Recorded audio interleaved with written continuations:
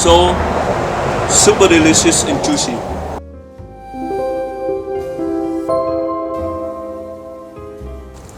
Hello everyone, thank you for watching my video and welcome to Green Mango. It's bright and early here in Las Vegas, and I'd like to share with you my most wonderful fruits in the garden, which are pomegranates.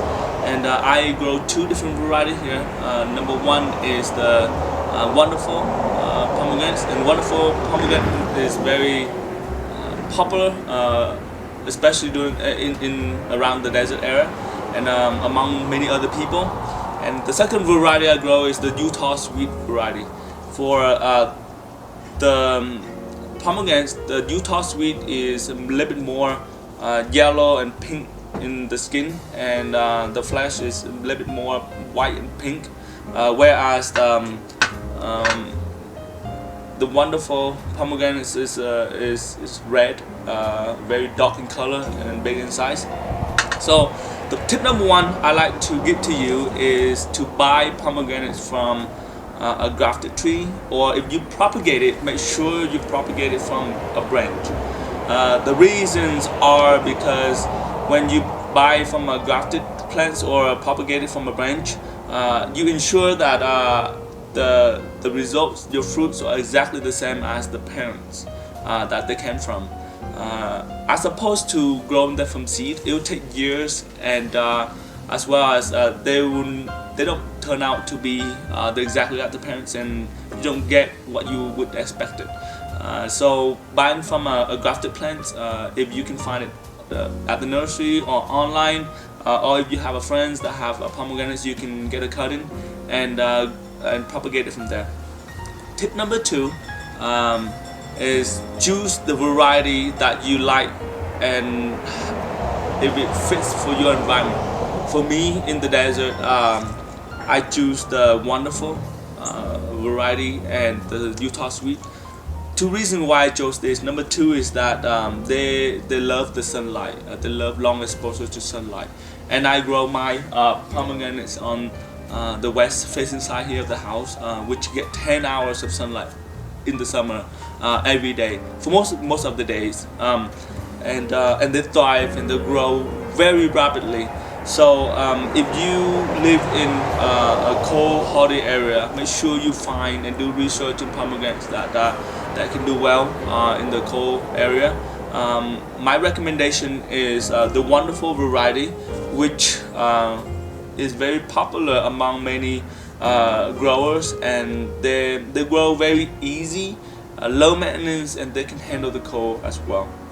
As opposed to the Utah sweet, this needs a little bit more sun protection. It still needs sunlight. It needs suns to produce fruits, but the longer it gets burned really easy and it get dries out. So you need sunlight but some protection. My Utah sweet, I grow it in a semi-shade location where it's got protected from a native Palo Verde tree here in Las Vegas. So that's tip number two. Tip number three is the soil you choose. For pomegranates in general, they can adapt to any type of soil. So it is one of the easiest fruit that you can grow, because it is not very picky in the type of soils.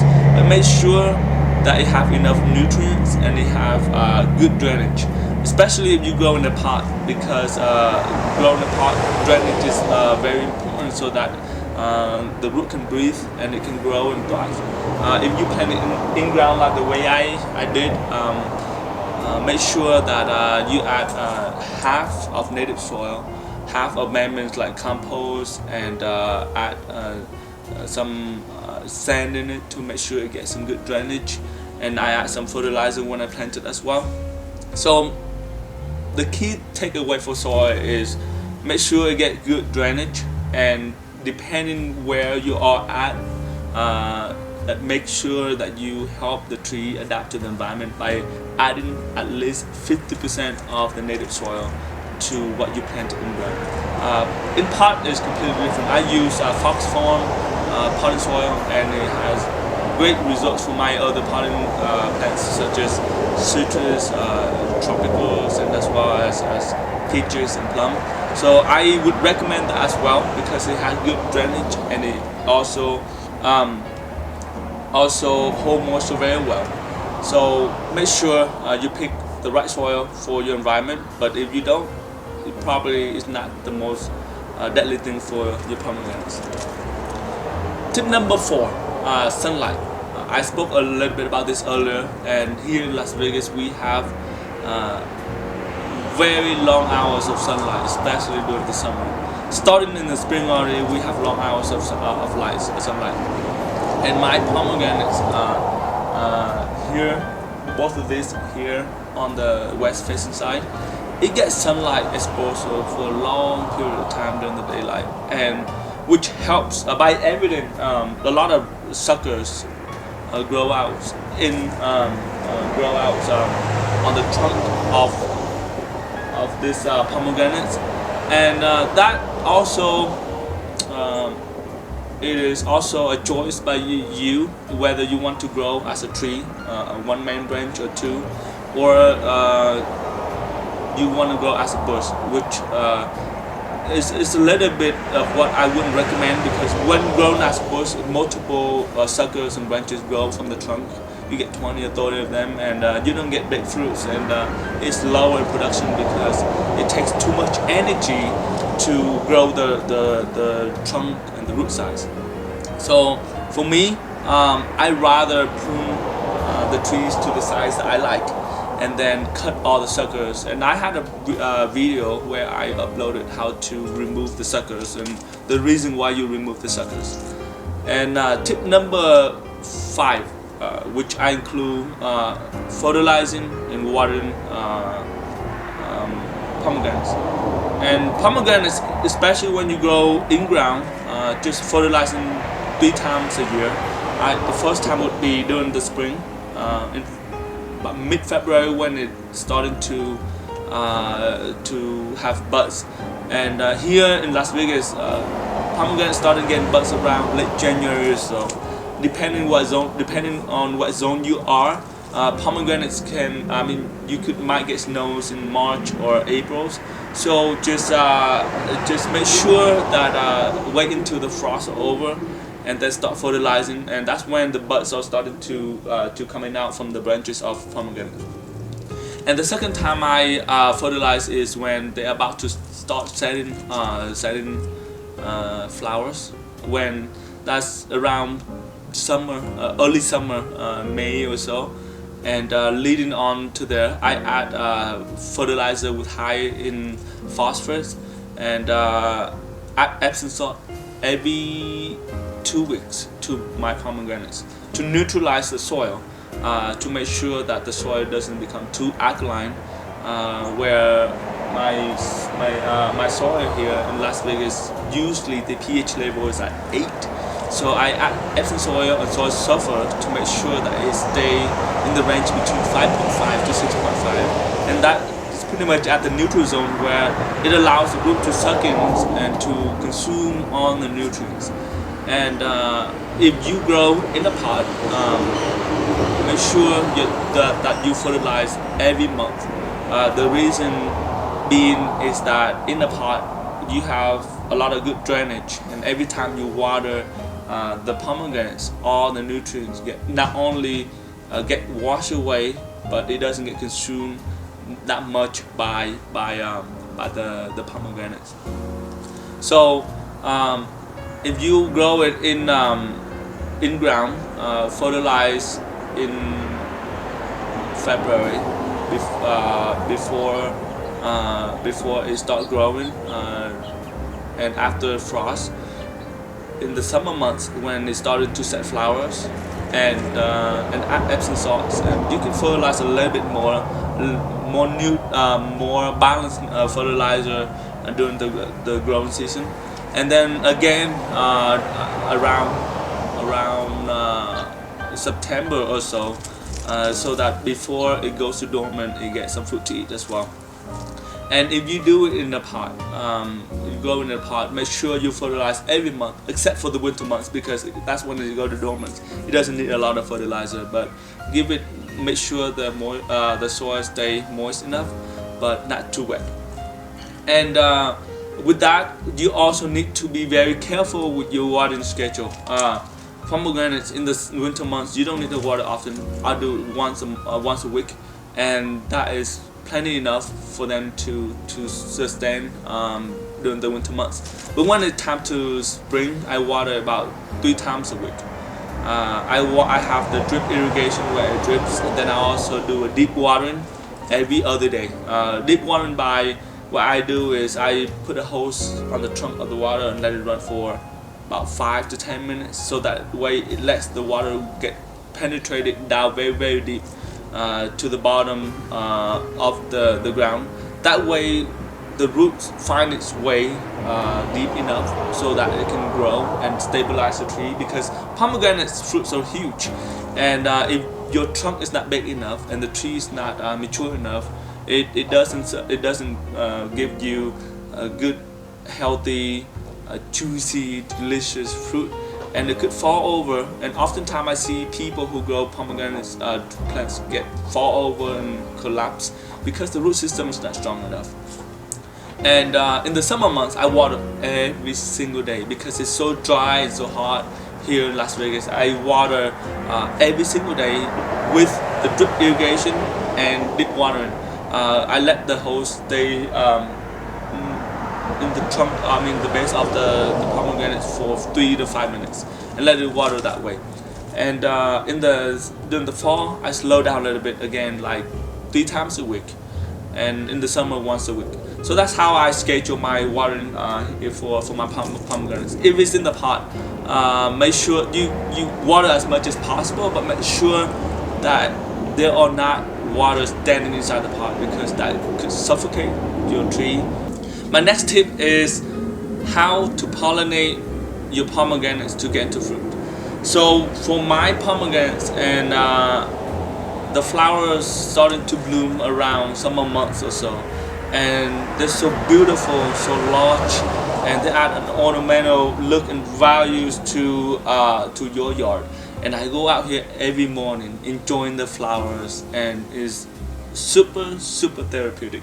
So if you have pomegranate in your yard, it's just very wonderful. And the best thing, the most wonderful thing about pomegranates are it doesn't need a cross pollinator. So you don't need a different variety in your yard to help your pomegranates set fruits and turn into fruits for you to harvest. You only need 1 pomegranate, and then that will do the job. But you need pollinators such as butterflies, bees, and ants. So make sure you plant enough flowers in your yard to attract these pollinators. So they're pretty simple. Don't stress out over it. As long as you take care of it, maybe give it enough food, it'll turn into flowers and fruits for you. And that we'll go to the next tip, which is tip number 7: harvesting the pomegranates. For me, I keep a schedule around what month or what day after a couple of years or so growing these pomegranates, and I came up with a pattern that around late October, that's when I start harvesting my fruit. And you want to do it before it started to crack. Cracking will indicate that, number 1, you overwatering your pomegranates, because it gets to the maximum size already. It can't grow any bigger. So if you give it a lot of water, it's just gonna crack. Number 2 is if it's very mature and overripe. That's when it's starting to crack. So if you see a little bit of crack, make sure you harvest the right way, because that's when you know that they're all ready to harvest. So for me, here in Las Vegas, it's around October, late October or so. But it might be different depending on your zone, your area, because your growing season might be a little bit later than me. So it might turn into an October, December thing. So if you're in California, it could be, in Florida, it could be earlier. So make sure you do a little bit of research in your zone, in your area, to make sure what's the best time. But for me, here is about late October. And another way to tell when it's ready is understand the variety of pomegranates that you grow. The wonderful fruit, which is the variety that's very common among many growers, they get large in size. They can get up to 4 to 6 inches, and they're huge. Look how humongous this is. And when it gets to this size, you kind of know that they're ready. And the color is very deep, very red, very vibrant in color. So when it turns to this color, you know that it can be ready. So if you harvest a little bit younger, it's okay. They're still edible, but make sure that you don't keep it too long where it cracks and ants get in it and bugs get in it and you can't consume it anymore.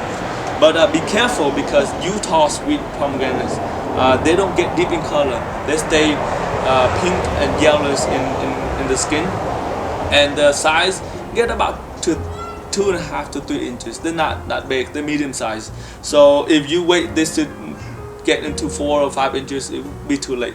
So those are the indicators for you to help know when to harvest your pomegranates.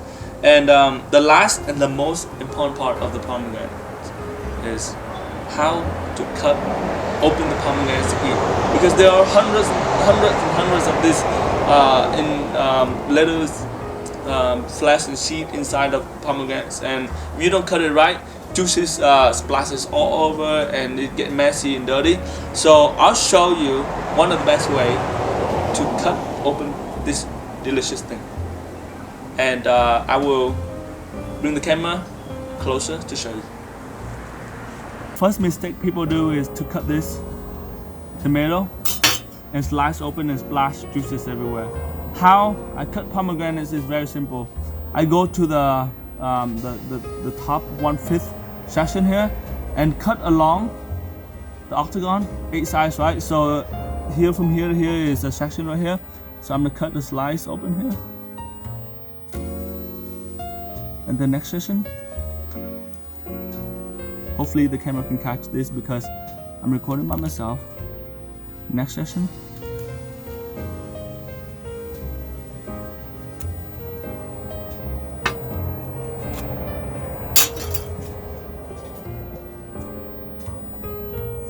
So now if I open this cap, see how they just fall off?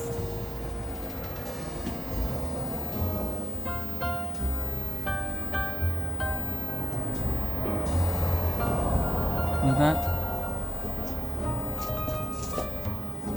And now moving along, the hexagon going down. See that from here to here is one section. The next section.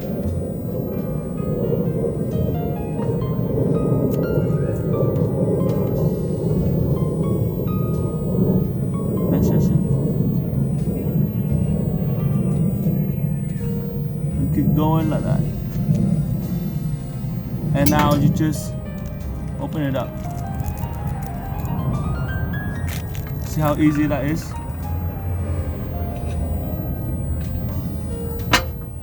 And how big these pomegranates are.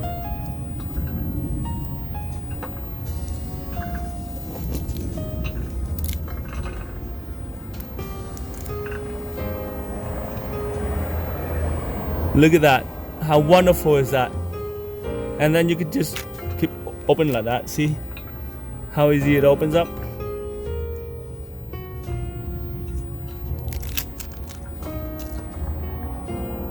Wow, delicious, delicious, delicious, delicious. And now I'll cut open the Utah sweet. As you can see, this is red in color.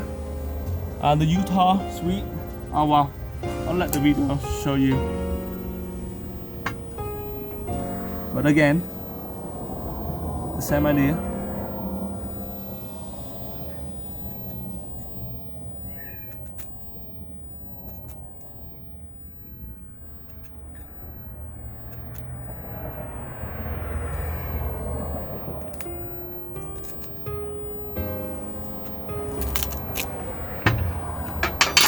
And this variety is white in color. So delicious. My God. Wow.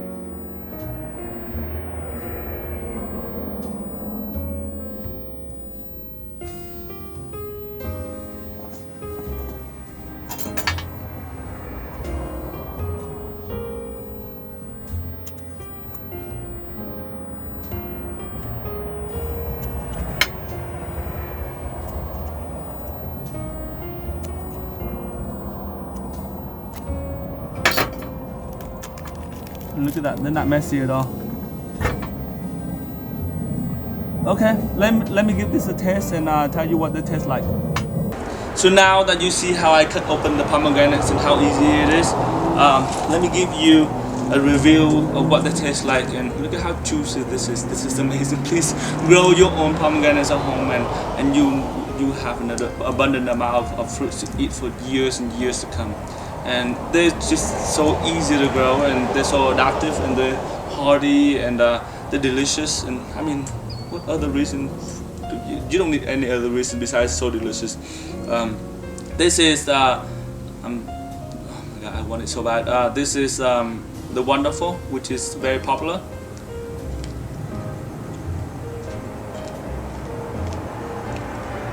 It's so super delicious and juicy. The Wonderful is sweet, but it has that layer of flavor by a little bit of a tangy, but not very noticeable tangy. Very sweet but juicy, very deep in taste, and it's crunchy and it just melts in your mouth. Some people spit out the seed. I just eat it and swallow it. They're so crunchy and so delicious, so I just eat it and swallow. My drip irrigation is coming on, so you might hear a little bit of noise here, and it's sun starting to come up. Please grow this. And next is I will eat the Utah sweet for you to see. And the Utah sweet is not red, it's white or pinkish in color. Oh my god, this is like eating pure sugar. It doesn't have tangy flavor at all. It's 100% super sweet. It's just super sweet. If you juice this, just don't juice it. Just eat it raw, because you get all the pomegranate flavor and sweetness out of this, and it's so fresh. The Utah sweet is it's not as hearty as the Wonderful, but it's 10 billion times sweeter and more delicious. And grow both of this. They're super delicious. That's my video, my review and my guide and tips on how to grow pomegranates. And if you have a chance to grow this in your yard, you will not regret it. So if you like the video, please give me a thumbs up and subscribe to my channel. I will make more videos and more videos to share with you how much I love gardening and the different type of fruits I eat and grow here in my yard here in Las Vegas. Thank you for watching and have a wonderful day.